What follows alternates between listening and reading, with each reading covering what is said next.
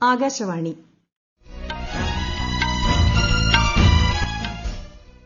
നമസ്കാരം. വാർത്തകൾ വായിക്കുന്നത് സുവർണ.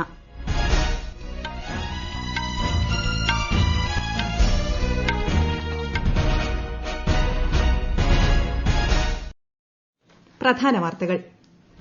ആഗ്ര മെട്രോ പദ്ധതി പ്രധാനമന്ത്രി നരേന്ദ്രമോദി നാളെ ഉദ്ഘാടനം ചെയ്യും. പാർലമെന്റിന്റെ പുതിയ മന്ദിരത്തിന്റെ തറക്കല്ലിടൽ ഈ മാസം 10-ന്. ഭരണഘടനാ ശില്പി ഡോക്ടർ ബി.ആർ. അംബേദ്കറുടെ 64-ാം ചരമവാർഷിക ദിനം ഇന്ന്. ശ്രദ്ധാഞ്ജലിയോടെ രാഷ്ട്രം. കേരളത്തിൽ തദ്ദേശ തെരഞ്ഞെടുപ്പിലേക്കുള്ള ആദ്യഘട്ട വോട്ടെടുപ്പ് മറ്റന്നാൾ. പരസ്യപ്രചാരണം ഇന്ന് അവസാനിക്കും. കൊട്ടിക്കലാശം ഒഴിവാക്കാൻ നിർദ്ദേശം. രാജ്യത്ത് കോവിഡ് മുക്തി നിരക്ക് ഉയരുന്നു. 90 ലക്ഷത്തിലധികം പേർക്ക് രോഗമുക്തി. കേരളത്തിൽ ഇന്നലെ രോഗം സ്ഥിരീകരിച്ചത് 5848 പേർക്ക്. ISL ഫുട്ബോളിൽ ഈസ്റ്റ് ബംഗാളിനെ പരാജയപ്പെടുത്തി നോർത്ത് ഈസ്റ്റ് യുണൈറ്റഡ്. ഇന്ന് കേരള ബ്ലാസ്റ്റേഴ്സ് ഗോവയെയും മുംബൈ സിറ്റി ഒഡീഷ എഫ്സിയെയും നേരിടും. ഇന്ത്യ ഓസ്ട്രേലിയ ട്വന്റി-20യിലെ രണ്ടാം മത്സരം ഇന്ന് സിഡ്നിയിൽ. വാർത്തകൾ വിശദമായി.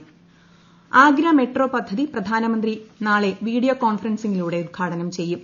29.4 കിലോമീറ്റർ ദൈർഘ്യമുള്ള 2 ഇടനാഴികളാണ് പദ്ധതിയിലുള്ളത്. താജ്മഹൽ, ആഗ്ര ഫോർട്ട്, സിക്കന്ദ്ര തുടങ്ങിയ പ്രധാന വിനോദസഞ്ചാര കേന്ദ്രങ്ങളെ റെയിൽവേ സ്റ്റേഷനുകളും ബസ് സ്റ്റാൻഡുകളുമായി ഇത് ബന്ധിപ്പിക്കുന്നു. 8379 കോടിയോളം രൂപ ചെലവ് വരുന്ന പദ്ധതി 5 വർഷം കൊണ്ട് പൂർത്തിയാക്കാനാണ് ലക്ഷ്യമിടുന്നത്. പാർലമെന്റിന്റെ പുതിയ മന്ദിരത്തിന് പ്രധാനമന്ത്രി നരേന്ദ്രമോദി ഈ മാസം 10-ന് ന്യൂഡൽഹിയിൽ തറക്കല്ലിടും. 971 കോടി രൂപയാണ് മന്ദിരത്തിന്റെ നിർമ്മാണ ചെലവായി കണക്കാക്കിയിരിക്കുന്നത്.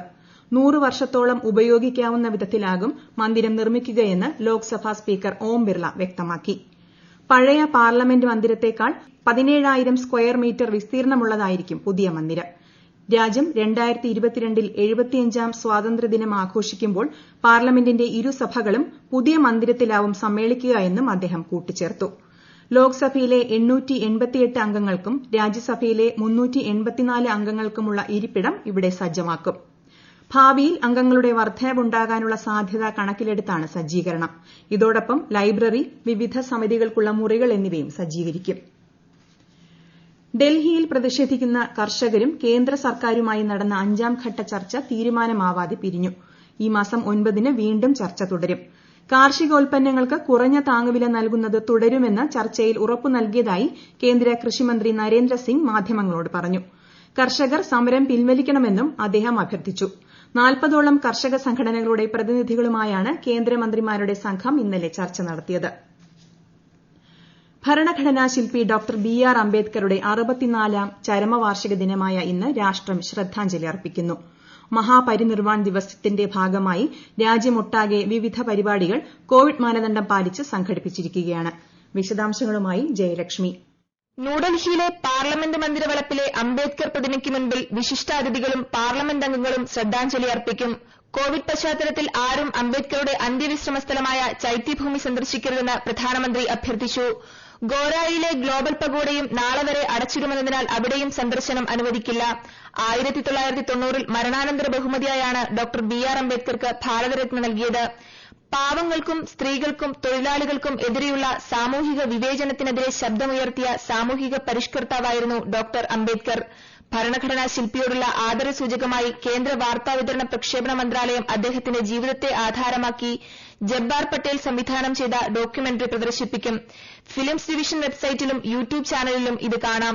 News desk Akashvani. കേരളത്തിൽ തദ്ദേശ തെരഞ്ഞെടുപ്പിലേക്കുള്ള ആദ്യഘട്ടത്തിന്റെ പരസ്യപ്രചാരണം ഇന്ന് അവസാനിക്കും. തിരുവനന്തപുരം, കൊല്ലം, പത്തനംതിട്ട, ആലപ്പുഴ, ഇടുക്കി എന്നീ ജില്ലകളിൽ മറ്റന്നാളാണ് വോട്ടെടുപ്പ്. 5 ജില്ലകളിലായി ആകെ 88,26,620 വോട്ടർമാരാണുള്ളത്. 24,584 സ്ഥാനാർത്ഥികളാണ് മത്സരരംഗത്തുള്ളത്. അതേസമയം പ്രചാരണ സമാപനത്തോടനുബന്ധിച്ച് നടത്താറുള്ള കൊട്ടിക്കലാശം നിർബന്ധമായും ഒഴിവാക്കണമെന്ന് സംസ്ഥാന തെരഞ്ഞെടുപ്പ് കമ്മീഷണർ വി. ഭാസ്കരൻ നിർദ്ദേശിച്ചു. പ്രചാരണത്തിന്റെ ഭാഗമായുള്ള റോഡ് ഷോയ്ക്കും വാഹന റാലിക്കും പരമാവധി 3 വാഹനങ്ങൾ മാത്രമേ ഉപയോഗിക്കാവൂ. ഇക്കാര്യം ഉറപ്പാക്കുന്നതിന് ഉദ്യോഗസ്ഥർക്ക് നിർദ്ദേശം നൽകിയതായും കമ്മീഷണർ അറിയിച്ചു. പോളിംഗ് സ്റ്റേഷനുകളിൽ കോവിഡ് പ്രതിരോധത്തിന് ആവശ്യമായ മുൻകരുതലുകൾ സ്വീകരിക്കും. പോളിംഗ് ബൂത്തുകൾ നാളെ അണുവിമുക്തമാക്കും. ഈ വാർത്തകൾ ആകാശവാണിയിൽ നിന്ന്. കൊറോണ ആശങ്കയല്ല ജാഗ്രതയാണ് വേണ്ടത്. കേന്ദ്ര ആരോഗ്യ മന്ത്രാലയം പുറപ്പെടുവിക്കുന്ന നിർദ്ദേശങ്ങൾ. ജനങ്ങൾ കൂട്ടം കൂടുന്നത് ഒഴിവാക്കുക. ഇടയ്ക്കിടെ കൈകൾ സോപ്പും വെള്ളവും ഉപയോഗിച്ചോ സാനിറ്റൈസർ ഉപയോഗിച്ചോ വൃത്തിയാക്കുക. നിർബന്ധമായും മാസ്ക് ധരിക്കുക. പനിയോ ചുമയോ ശ്വാസതടസ്സമോ തുടരുന്ന സാഹചര്യത്തിൽ വൈദ്യസഹായം തേടുക. കൊറോണയെ സംബന്ധിച്ച വിവരങ്ങൾക്ക് ആരോഗ്യ മന്ത്രാലയത്തിന്റെ 1075ലും ദിശയുടെ 1056ലും ബന്ധപ്പെടാം. നിവാർ ചുഴലിക്കാറ്റിനെ തുടർന്ന് തമിഴ്നാട്ടിലും പുതുച്ചേരിയിലും ഉണ്ടായ നാശനഷ്ടങ്ങൾ വിലയിരുത്താൻ നിയോഗിക്കപ്പെട്ട അന്തർ മന്ത്രാലയ കേന്ദ്ര സംഘത്തിലെ അംഗങ്ങൾ ഇന്ന് പ്രദേശങ്ങൾ സന്ദർശിക്കും.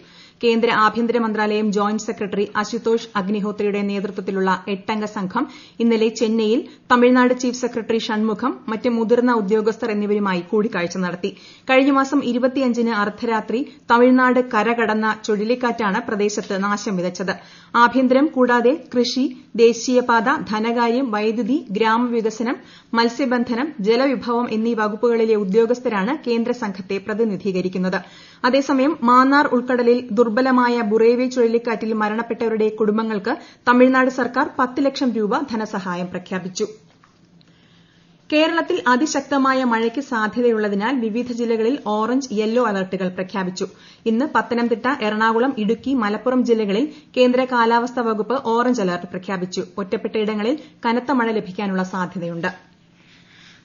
രാജ്യത്തെ കോവിഡ് മുക്തി നിരക്ക് ഉയരുന്നു. രോഗമുക്തി നിരക്ക് 94.2%. 90 ലക്ഷത്തിലധികം പേർ രോഗമുക്തി നേടി. നിലവിൽ 4 ലക്ഷത്തോളം രോഗികളാണ് ചികിത്സയിലുള്ളത്. 1,39,000-ലേറെ പേരാണ് രാജ്യത്ത് ഇതുവരെ കോവിഡ് മൂലം മരിച്ചത്. കേരളത്തിൽ ഇന്നലെ 5,848 പേർക്ക് കോവിഡ് സ്ഥിരീകരിച്ചു. 5,820 പേർ രോഗമുക്തി നേടി. 32 മരണവും ഇന്നലെ സ്ഥിരീകരിച്ചു. ടെസ്റ്റ് പോസിറ്റിവിറ്റി നിരക്ക് 9.67%. 61,393 പേരാണ് സംസ്ഥാനത്ത് നിലവിൽ ചികിത്സയിലുള്ളത്. 5,67,000-ലധികം പേർ ഇതിനകം രോഗമുക്തി നേടി. ലോകത്ത് കോവിഡ് ബാധിതരുടെ എണ്ണം 6,68,00,000 കവിഞ്ഞു. 15 ലക്ഷത്തിലധികം പേർ ഇതുവരെ കോവിഡ് ബാധിച്ച് മരിച്ചു. 1,90,00,000-ലധികം പേർ നിലവിൽ ചികിത്സയിലുണ്ട്. 4,62,00,000-ഓളം പേർ രോഗമുക്തരായി. രാജ്യത്ത് ഇന്ധനവിലയിൽ വർദ്ധനവ്. പെട്രോൾ ലിറ്ററിന് 27 പൈസയും ഡീസലിന് 31 പൈസയുമാണ് വർദ്ധിച്ചത്.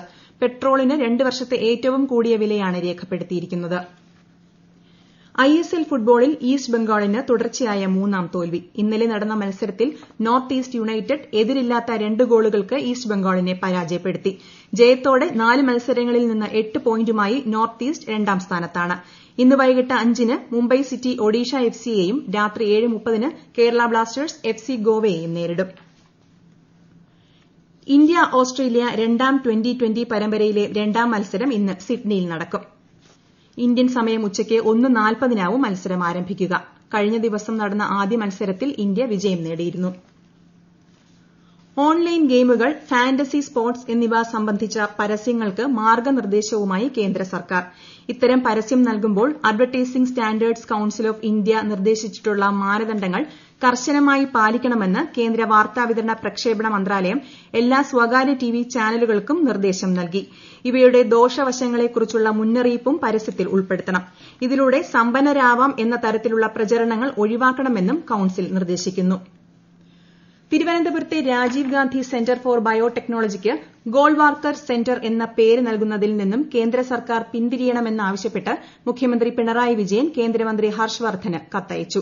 രാഷ്ട്രീയപരമായ വ്യത്യാസങ്ങൾക്കുമപ്പുറം നിലനിൽക്കുന്ന സ്ഥാപനമാണ് RGCB എന്നും ഇന്ത്യൻ ശാസ്ത്രജ്ഞരുടെ പേരാണ് സ്ഥാപനത്തിന് നൽകേണ്ടതെന്നും മുഖ്യമന്ത്രി കത്തിൽ ചൂണ്ടിക്കാട്ടി.